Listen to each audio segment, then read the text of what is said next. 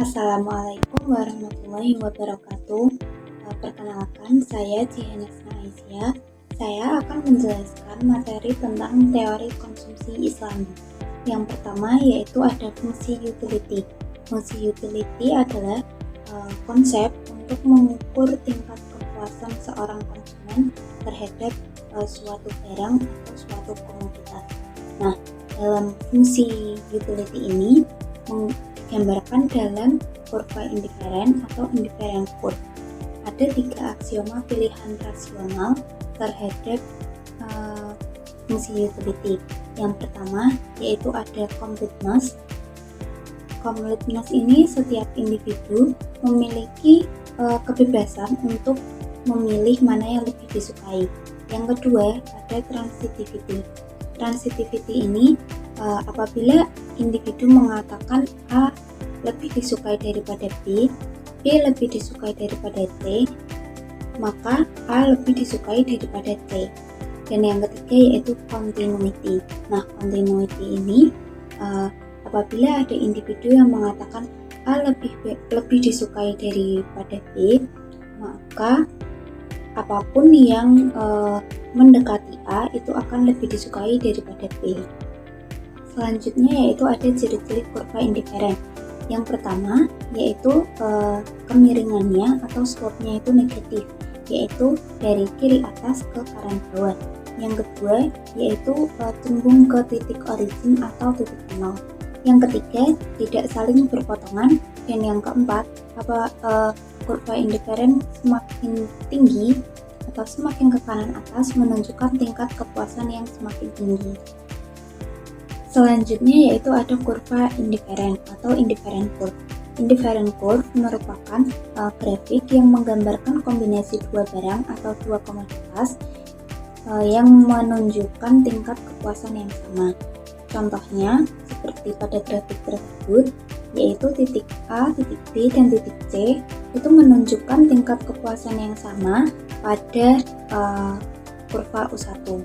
Dan titik D dan E itu menunjukkan tingkat kepuasan yang sama pada kurva U2. Tingkat kepuasan yang ada di kurva indiferen yang sama itu menunjukkan tingkat kepuasan yang sama. Tetapi untuk tingkat kepuasan pada kurva indiferen yang berbeda itu menunjukkan tingkat kepuasan yang berbeda pula.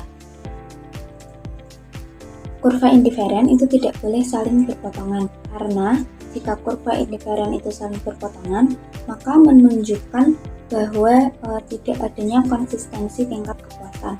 Seperti contoh itu yang ada di grafik, titik P, Q, T itu menunjukkan tingkat kepuasan yang sama pada U1 atau kurva U1. Dan titik S, Q, R itu menunjukkan tingkat kepuasan yang sama pada U2.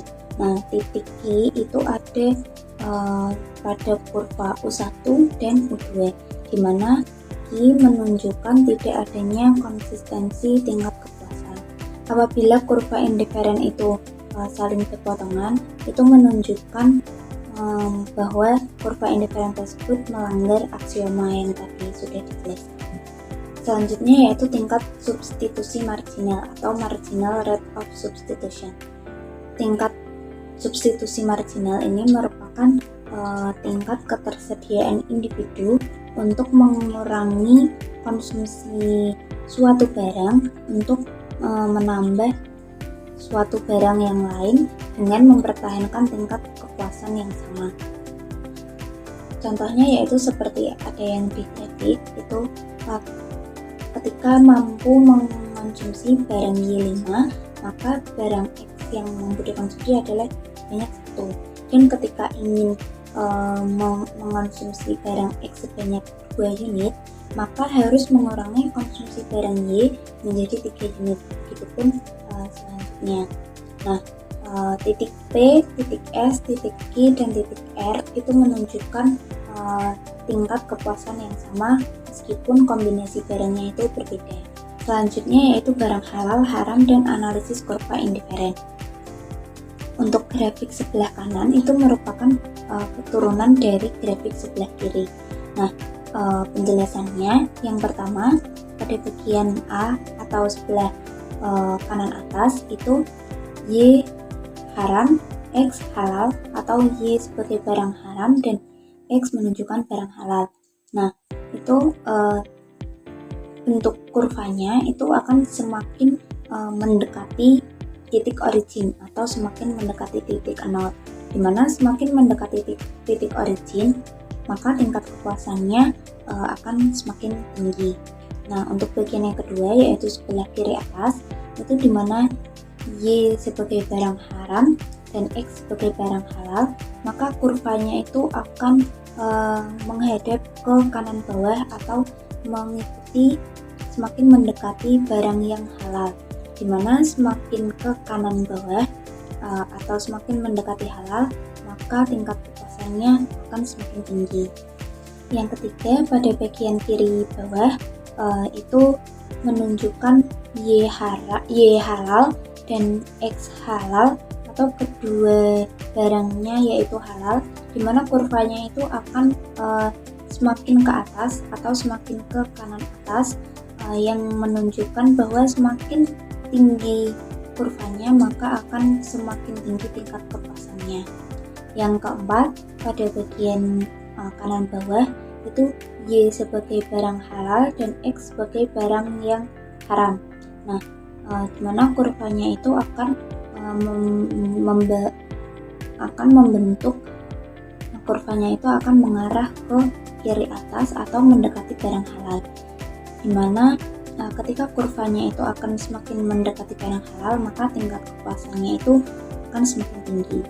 Selanjutnya yaitu ada increasing utility, dimana dua barang atau jasa yang halal yaitu barang Y halal dan X halal itu semakin tinggi kurva indiferennya, maka semakin tinggi pula tingkat kepuasan konsumennya, atau semakin jauh dari titik origin.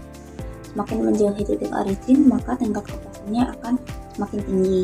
Nah, yang kedua ada barang halal dan haram, dimana Y sebagai barang halal dan X sebagai barang haram itu kurvanya akan semakin mendekati barang halal atau semakin ke kiri atas kurvanya, maka menunjukkan tingkat kepuasan yang semakin tinggi. Selanjutnya ada budget constraint. Nah, budget constraint ini adalah anggaran yang membatasi konsumen dalam mengonsumsi suatu barang atau komoditas untuk memaksimalkan tingkat kepuasannya. Nah, budget constraint ini ditentukan oleh tingkat harga dan pendapatan konsumen tersebut. Seperti yang ada pada contoh grafik tersebut, itu dimana garis miring tersebut merupakan budget line. Ketika konsumen itu dibatasi oleh budget line atau budget constraint, maka konsumen tersebut hanya bisa mengonsumsi kombinasi 30 barang Y dan 20 barang X, atau 20 barang Y dan 40 barang X, atau juga 10 barang Y dan 60 barang X. Tapi setiap titik-titik itu memiliki tingkat kepuasan yang sama. Selanjutnya, optimal solution. Nah, optimal solution ini adalah kombinasi barang yang mampu memberikan tingkat kepuasan yang maksimal. Nah, kepuasan maksimal seseorang ini terjadi apabila kurva indiferen itu bersinggungan dengan budget line. Selanjutnya yaitu cara untuk memaksimalkan pilihan, itu ada dua. Yang pertama yaitu dengan memaksimalkan utility function pada budget line tertentu. Nah, contohnya itu ketika ada anggaran sebesar 80.000 dan diberikan pilihan yang pertama yaitu kombinasi antara barang Y sebanyak 20 unit dan barang X sebanyak 30 unit dengan harga 80.000, dan yang pilihan yang kedua yaitu kombinasi barang Y sebesar 20 unit dan kombinasi barang X sebanyak 20 unit dengan harga 60.000, dan yang ketiga yaitu kombinasi barang Y sebesar 10 unit dan kombinasi dan barang X sebanyak 30 unit dengan harga 70.000. Dari ketiga pilihan tersebut, solusi yang paling optimal adalah kombinasi barang yang pertama, karena barang yang kedua dan barang yang ketiga ini ada budget yang tidak termanfaatkan. Kedua yaitu dengan meminimalkan budget line pada utility function tertentu.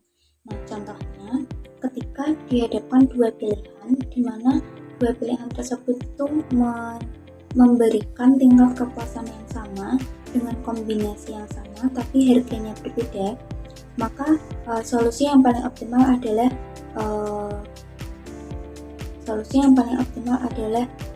ketika menggunakan budget yang lebih kecil.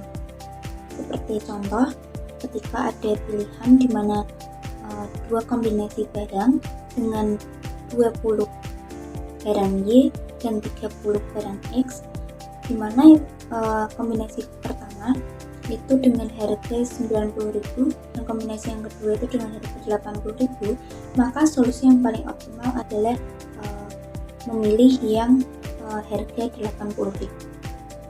Selanjutnya yaitu corner solution untuk barang halal dan haram. Nah, untuk barang halal dan haram, corner solutionnya itu adalah konsumen harus mengurangi konsumsi barang haram dan terus menambah konsumsi barang halal sampai titik di mana konsumen tersebut tidak mempunyai budget atau tidak mempunyai kemampuan lagi untuk mengonsumsi barang yang lain, karena budgetnya sudah digunakan untuk mengonsumsi barang yang halal saja. Selain kombinasi barang halal dan haram, ada juga kombinasi barang halal dan halal. Nah, untuk kombinasi barang halal dan halal, corner solutionnya itu bentuk kurva indifferent atau bentuk utility functionnya itu berupa garis lurus. Kenapa bisa berbentuk garis lurus? Karena bentuk kurvanya itu kecembungannya itu sangat tipis sehingga menyerupai garis lurus.